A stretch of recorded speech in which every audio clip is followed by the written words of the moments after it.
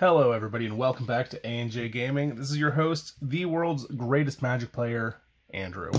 So you're probably wondering, hey, why do you actually have art this time and why is it kind of odd? Well, because it's Force of Will art. And that's it. It won. After that God pack, I might have a problem. Different set. This is actually still in the shrink wrap though, so I don't have the whatever promo shoved under here. Yeah, geez, just after the luck in that last box, let's get to it.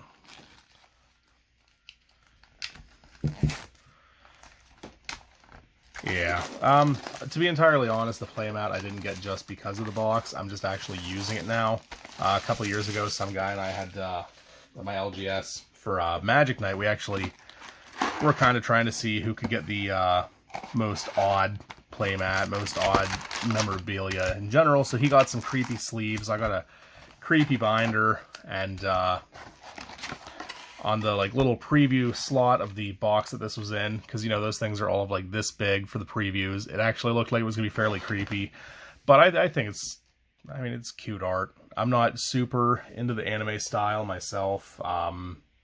Force of Will is probably gonna get me into it more because just the cards are so freaking cool looking.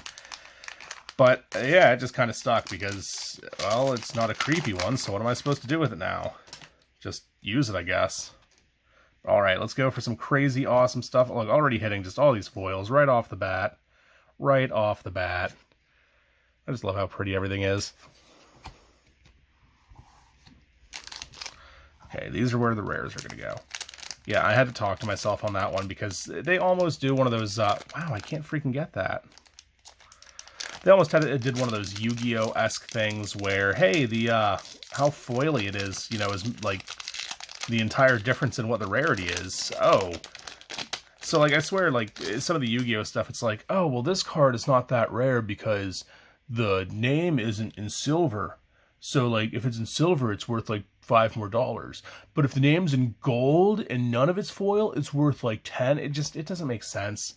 They just like to make stuff foil and unfoil, and oh, that's weird. They put the uncommons after the rare. Screw it, that's how it's going. But it doesn't make sense to me. Maybe I'm just, oh my god, that is nightmare fuel right there. Look at that. Foil, satanic, Cthulhuian, Lovecraftian would be the word, demon thing. That is cool. Stones and two guys fighting naked in the woods. Yeah, okay, that's weird. Oh, Cain Complex. It's a biblical reference. I'm sorry. It just looks really freaking weird on a card. Can't use the pool tab today. Okay. But that's fine. You don't always need to do the easiest thing in life to get through, right? Right.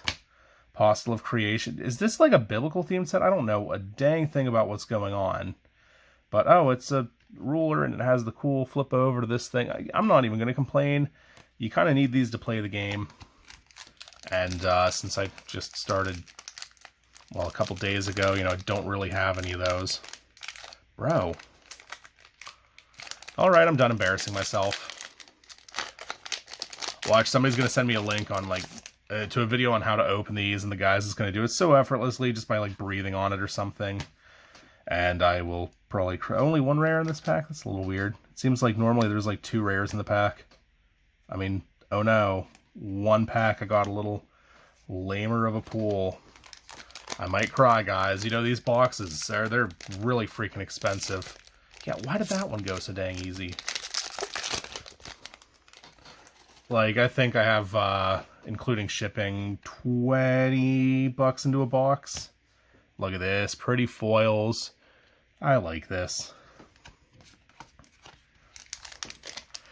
Yeah, no, but seriously, if somebody could tell me what the trick to doing this more consistently is, or in a more consistent manner, because like you saw, I just ripped the corner off and didn't really do too much, that'd be pretty cool. Common rare. What is it? It's a shiny rock? I don't know. Okay, cool. So, out of curiosity, after you guys are done linking the video, asking for yet another put in the comments thing here. Are you guys my normal Magic crowd? Just like watching box openings? Do you guys play Force of Will? I just want to know who's watching my videos. because, yeah, I will pander to you guys. I'm not even ashamed to admit it. Like, hey, you're actually kind of watching my stuff. I should probably see what you're into. No shame, no shame. So just leave a comment below. Tell me what exactly brought you here and what you're all about, man. I mean, you don't have to give me your whole life story. If you feel like it, I might read it. I'm not going to promise I'm going to read it, but I might. There is at least a small chance of that. One more shot. Look at that. It's a cat. Doesn't the internet love cats? I'll make this the friggin' thumbnail and everybody will go crazy over it because it's a cat. Oh, that's actually not a bad idea. You know, it's weird, opening a booster of this, like, compared to opening a booster box of Magic. I don't know what any of these cards are worth. I can't say I recognize any of them off the top of my head. Like, I think this guy might be a little more rare than this other card because it's got a gold border. I don't know. But I think that's part of the fun. You open it all up and you get all excited just to see how cool everything looks, and then you go on TCG Player or, you know, whatever site you prefer, and you're like, oh man, let's see how much everything's worth, and nothing's worth anything, and you just wasted your entire life, and you're a joke. And that's the story of my life, and how I ended up here. Okay, not... Actually, that is fairly close. So, maybe I'll post in the description, you know, if there was any crazy money in here, or maybe you guys can just go, oh my god, look, he just opened the Blue Eyes Black Charizard Exodia card, and he doesn't even know what's going on. Why is there a Black Lotus there? Who knows, man? And I'll just be like, oh cool, it's a card. Yeah, I don't know. What do you guys think? Have you ever just, like, gone into something, like, entirely blind like this and decided to start cracking packs? Because it is a lot of fun. Like, I'm not even embarrassed to admit that that's what I'm doing, because I do want to learn this game a little more. These are the old style cards. They updated the style of the card. I don't have one on hand to give you a point of reference with, but basically they just moved the attack and defense to, like, right over here, a little, like, small thing on the side. So when it's attacking, or blocking, it's easier to read. Because, yeah, this game does make stuff tap to block. But it's a really weird mix between, like, Yu-Gi-Oh! And Magic, for those of you who aren't normally fans of this. Oh, that is freaking weird. What is that? I don't feel comfortable looking at that. So yeah, and I know the Magic people who ended up on here are just gonna be like, oh my god, Yu-Gi-Oh, really? Yeah, I kind of agree. I'm not a fan of Yu-Gi-Oh myself. I think it's a pretty lackluster game, and from what I've heard of the last couple expansions, editions, whatever you want to call them, from friends I know who play, they kind of aren't a fan of it right now either, because they just decided to entirely change the rules, introduce a new card type, and be like, hey, so that's really cool, that deck you have there, but if you want to keep doing stuff, you're going to have to buy all these new cards. And I'm not about that life. I mean, there is, you know, planned obsolescence in pretty much everything you deal with. I'm filming this on a phone, or, you know, I could even say the same thing about cameras. They're made to die after a couple years.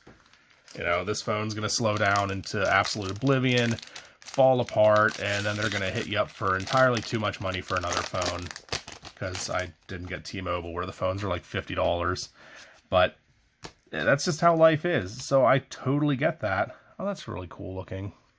So I totally get that, but the fact that they just kind of took every single card, to my understanding, they took every single card, deck, whatever, since the beginning of the game, and just kind of crapped on it with, you know, one new update just because they wanted to sell new cards. Yeah, kind of not a fan of that myself. Oh, the Little Prince. Isn't that adorable? Totally adorable. Ooh. Go from adorable to freaking BA looking. Look at that. You could kill, like, a freaking Titan or, like, a Gundam suit with that. Okay, maybe not. Gundam suits are really big. I know that's kind of in front of the moon, but there's no real point of reference. That could be built for a fairy. We don't know. And that's the downside with this. If you go to try to kill a Gundam wing or a, you know, just giant Japanese mech suit, you're gonna have a bad time if you're taking this tiny little thing with you.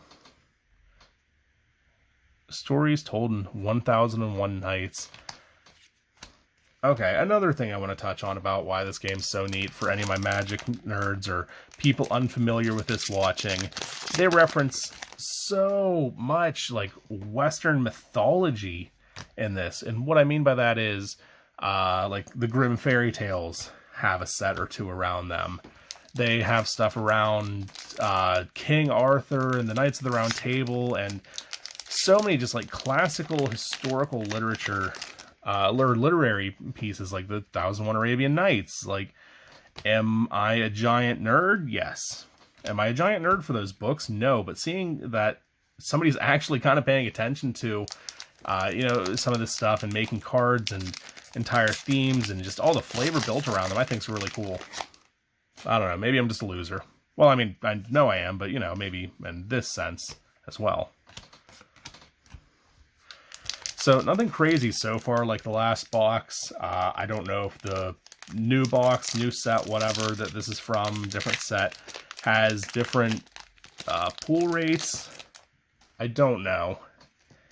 I'm used to games like Magic where everything is entirely just, that's what it is. Maybe we'll make the foil cards a little fancier or maybe a little easier to get, but I mean, there's no like, oh, well, in this box, you have like a 10% chance of getting, you know, an extra rare per pack. That's right, they're doing that next. Okay, so pretend I didn't say that. But, I mean, by and far, it's, you know, you have a 1 in 6 chance of pulling a mythic rare in Magic. Yeah, every now and then they do a set that'll have, like, lottery cards or god packs. Cool, but by and far, it's the same thing, just different box, different cards. Another Sinbad. Haster? I don't even know how to pronounce that. Some weird Lovecraftian stuff, that's for sure. Yeah, let me hit on that again. Remember how I was saying, hey, they have like, you know, Arabian Nights and stuff? Well, he's not Arabian Nights. They have like all the... Maybe he is. I don't know. They have all this cool stuff. They even have freaking Cthulhu stuff in here. Like, come on. That's awesome. I know like 10-ish years ago, a whole bunch of board games decided to really jump on the, hey man, you know, we haven't had like anything Cthulhu themed, and Cthulhu's hot this year, but nobody else did it.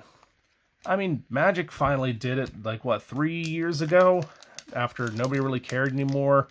I mean, it was kind of cute because it kind of fit with the flavor of some of the characters they were developing and some of the big bads that they had. So, okay, I'm not going to crap on that by any means, but nobody else has done anything with it, and Force of Will is like, yeah, screw it. You want a giant flying tentacle beast? You got like 5 of them, dude. What are you going to do now? Well, probably run for the giant flying tentacle beast. I don't know how to deal with that. Oh, I'm not in good enough shape to run. Screw that. On second thought, I think I'm going to hide. No, hiding doesn't work. Okay, so my options are hide, die, or run, which I would just die tired then. I don't know, can I outdrive one? Like, I don't have like a sports car or anything, but I mean, can these things move more than 60 miles an hour? I don't think my car can break 100, so I mean, am I gonna, you know, get screwed by even trying to run because the thing will just do 100 miles an hour and catch up in no time? Like, oh, that's pretty. I say that every time this pops up, and I think that's like the 3rd time it's popped up. I don't know. If anybody wants to send me to a secret Facebook conspiracy group where they can tell me how to prepare to fight off Cthulhu and his minions, that'd be great. Because otherwise, I'm going to be entirely unprepared and die horribly, and that doesn't sound like the slightest bit of fun. I mean, also it could be painful, and probably insanity-inducing as to my understanding of the Cthulhu mythos. And finally, get a second freaking ruler. You guys who aren't familiar with the game are probably like, yeah, well, like, so does that mean they're rare? No, it's kind of like, view Force of Will as an EDH variant, where this guy sits out, and he has whatever this ability is. The ability is going to depend on how the deck likes to work, etc., etc. And sometimes it's just this plain ability where this activate thing means you flip him, turn him into a creature, then he has this. It's actually a pretty neat mechanic.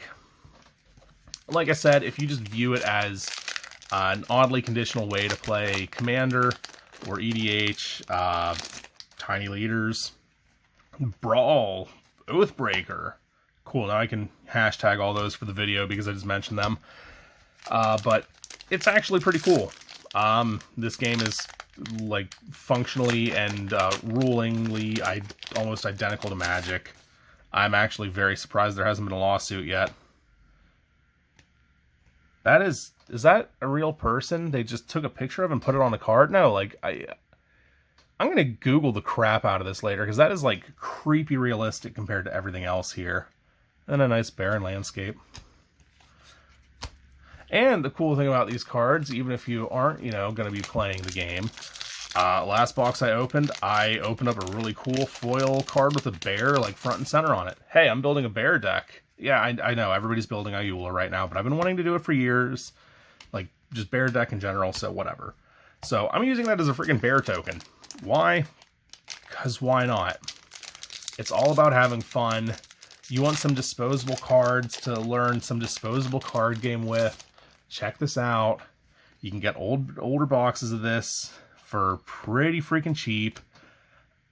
Oh, this is the set she's from. I heard about this card because I guess apparently this stone, they changed colors on some of the prints. They claimed they didn't. They claimed it was a misprint. But basically the red one, cool, I'm looking at like not even a $5 bill. But they have them in green and purple. And if you guys aren't familiar with it, Google them. Just some of the colors and some of the, like, you know, just stock Google photos, how they can capture the different colors and the foil and everything looks really nice. But so, yeah, there's like a $20 variance, and that is not a very family-friendly picture there. Definitely not putting that as a thumbnail.